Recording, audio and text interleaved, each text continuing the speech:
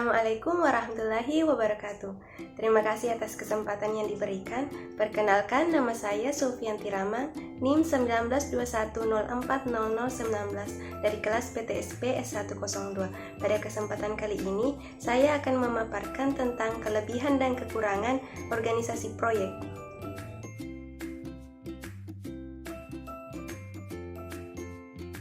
Sebelum masuk kepada inti pembahasan mengenai kelebihan dan kekurangan organisasi proyek, terlebih dahulu kita harus mengetahui mengenai pengertian organisasi proyek. Organisasi proyek merupakan sekelompok orang dari berbagai latar belakang ilmu dan keahlian yang terorganisir dan terkoordinasi dalam suatu wadah tertentu yang melaksanakan tugas pelaksanaan proyek dengan cara tertentu.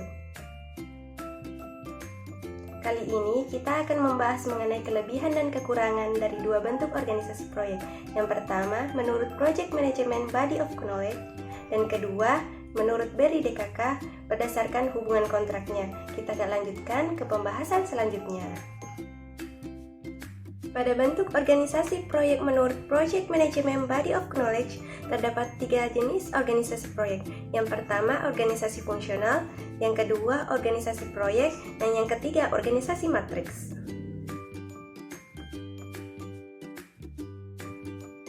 Yang pertama, organisasi fungsional. Organisasi fungsional merupakan organisasi klasik yang setiap staf atau tenaga kerjanya memiliki satu atasan. Anggota staf dikelompokkan dalam spesialisasi. Proyek dimasukkan sebagai bagian dari divisi staf fungsional dalam suatu perusahaan. David L. Olson menulis, organisasi fungsional bekerja baik pada lingkungan yang stabil. Kelebihan organisasi fungsional.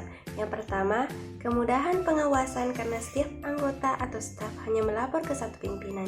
Yang kedua, setiap staf memiliki kesempatan untuk meningkatkan keterampilan dan keahliannya karena konsentrasi staf yang terpusat pada bidang keahliannya. Yang ketiga, kemudahan dalam pengendalian kinerja staf. Yang keempat, adanya fleksibilitas yang tinggi dalam penggunaan karyawan atau staf.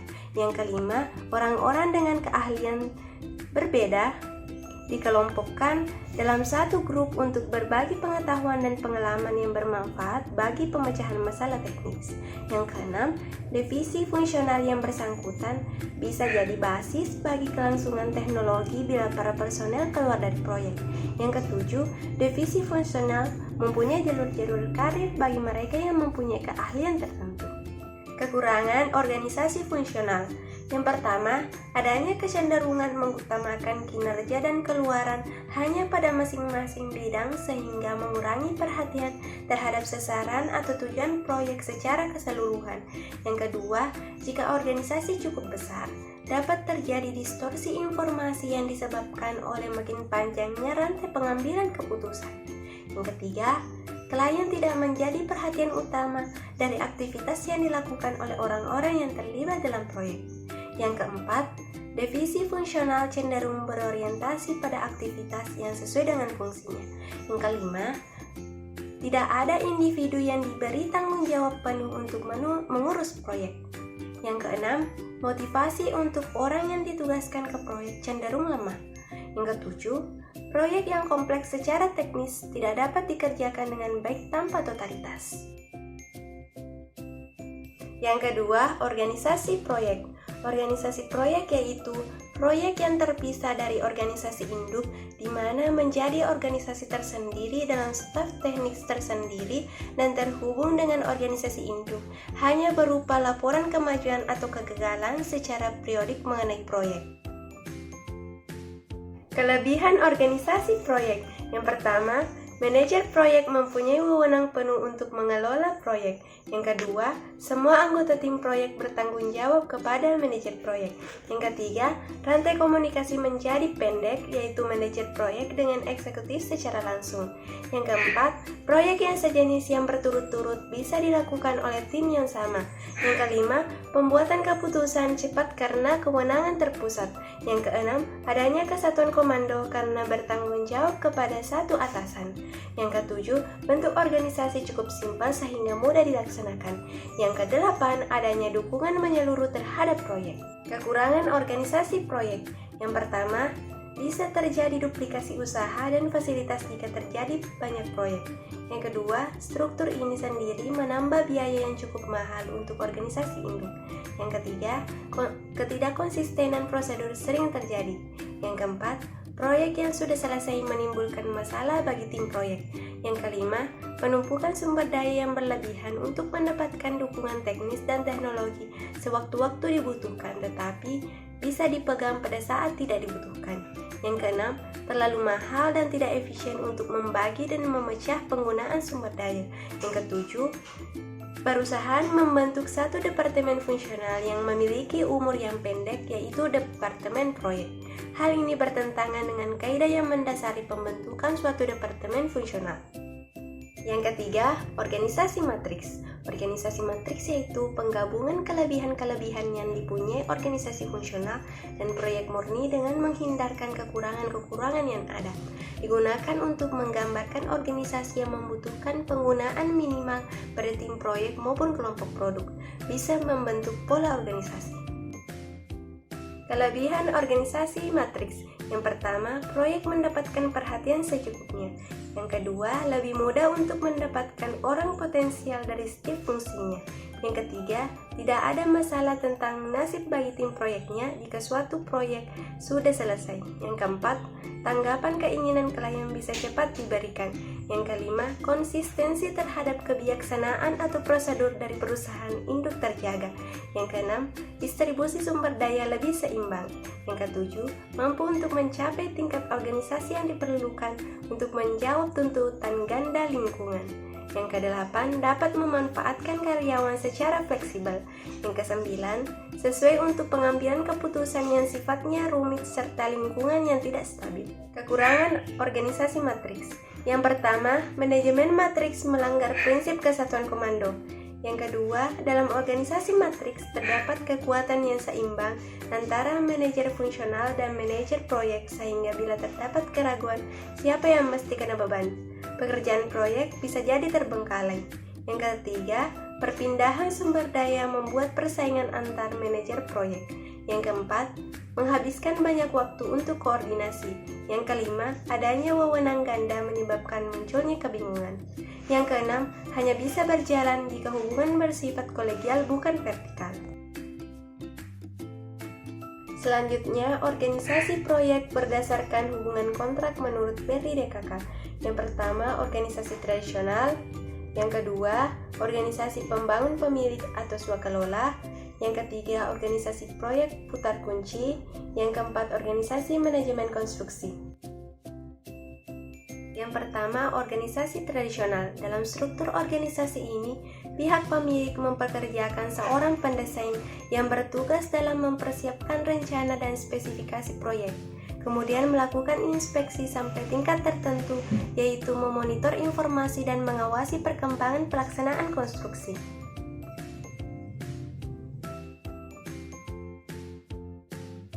Kelebihan organisasi tradisional. Yang pertama, lebih mudah untuk anggaran dan biaya kontrol.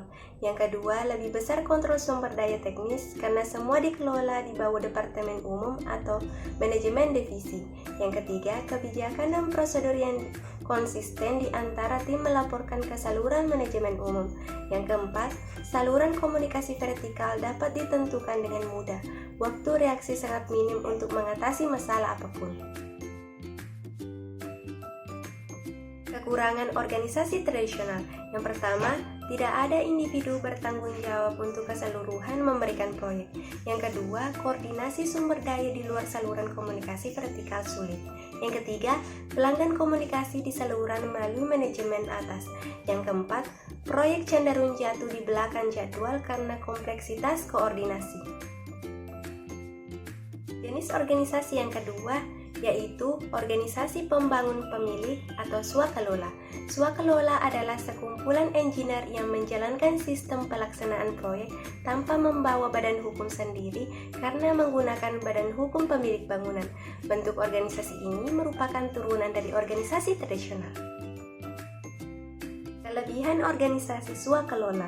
Sistem perpajakan yang digunakan adalah KMS atau Kegiatan Membangun Sendiri sesuai dengan pasal 16C Undang-Undang PPN nomor 18 tahun 2000. sehingga pembayaran dan pelaporan dilakukan tiap sebulan sekali sebesar 10% dikali 40% dikali biaya yang sudah dikeluarkan. Itu artinya PPN yang dikenakan sebesar 4%. Yang kedua, RAB bangunan menjadi lebih efisien karena nilai PPN sebesar 4%, berbeda dengan kontraktor sebesar 10%. Yang ketiga, dari segi pelaksanaan proyek, sistem swakelola lebih banyak menguntungkan untuk owner karena pembelanjaan dan pembayaran untuk material semua dilakukan langsung oleh owner, sehingga lebih transparan. Yang keempat, dari segi pelaksanaan proyek, owner bisa mengontrol langsung progres dan pengeluaran langsung ke tim swakelola. Yang kelima, hubungan antar tim swakelola dengan owner lebih dekat karena tim swakelola dianggap sebagai staf owner langsung. Yang keenam, RAB bangunan menjadi efisien karena tidak ada nilai tambahan, margin atau keuntungan kontraktor.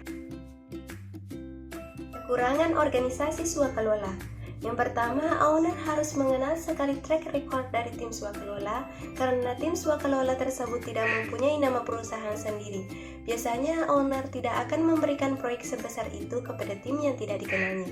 Yang kedua, dari segi tim swakelola, keuntungan yang diperoleh dari tim swakelola tidak sebesar dengan kontraktor karena sistem pengupahan dengan sistem fee persen sebesar 5-7%. Yang ketiga, owner akan disibukkan dengan proses pelaksanaan proyek seperti pembayaran ke supplier atau vendor-vendor material.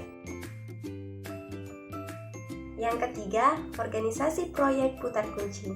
Bentuk organisasi ini yaitu di mana konsultan kontraktor berfungsi sebagai perencana dan pelaksana proyek. Dalam metode ini, keseluruhan manajemen proyek yang meliputi konsep perencana, perancangan, pelaksanaan konstruksi, serta penyelesaian proyek biasanya ditangani oleh satu perusahaan. Kelebihan organisasi putar kunci. Yang pertama, tidak seperti organisasi tradisional, pelaksanaan tahapan kegiatan proyek pada organisasi semacam ini bisa dilakukan overlapping sebab tanggung jawab desain dan pelaksanaan konstruksi berada pada satu pihak saja. Yang kedua, hanya satu kontrak saja yang diperlukan oleh pemilik meliputi semua perihal, reka bentuk dan pembinaan serta proses pengendalian proyek dilaksanakan oleh satu organisasi. Yang ketiga, mengurangkan masa pelaksanaan proyek karena kontraktor sepenuhnya terlibat di dalam proses pembinaan bermula dari awal hingga akhir. Yang keempat, dapat mengurangkan keterlibatan pemilik secara terus-menerus mengenai hal-hal yang berkaitan dengan masalah teknikal, cost, dan masa dan lain-lainnya.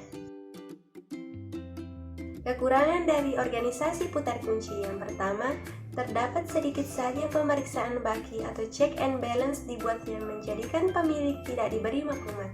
Yang kedua, disebabkan penglibatan pemilik yang sedikit, produk binaan yang terhasil sedikit banyak mungkin tidak memenuhi sepenuhnya kehendak pemilik. Yang ketiga, harga bagi sesuatu proyek adalah tinggi jika dibandingkan dengan sistem tradisional. Yang keempat, menjelaskan penglibatan perundingan-perundingan, tempatan di mana kebiasaan kontraktor terkait akan melantik perundingan-perundingan sendiri. Jenis organisasi yang keempat yaitu organisasi manajemen konstruksi. Organisasi ini merupakan bentuk organisasi yang mempersatukan tiga unsur dalam pembangunan suatu proyek, yaitu pemilik, konsultan, dan manajer konstruksi dalam satu hubungan yang tidak saling bertentangan. Kelebihan dari organisasi manajemen konstruksi. Yang pertama, biaya optimal proyek dapat dicapai karena tim manajemen konstruksi sudah berpartisipasi pada tahap perencanaan. Yang kedua, biaya pembangunan keseluruhan proyek dapat dihemat dibandingkan dengan sistem tradisional karena tidak ada pembebanan ganda dari keuntungan kontraktor dan subkontraktornya. Yang ketiga, waktu yang dipergunakan untuk perencanaan dan rancangan bangunan dapat lebih panjang sehingga kualitas desain semakin sempurna.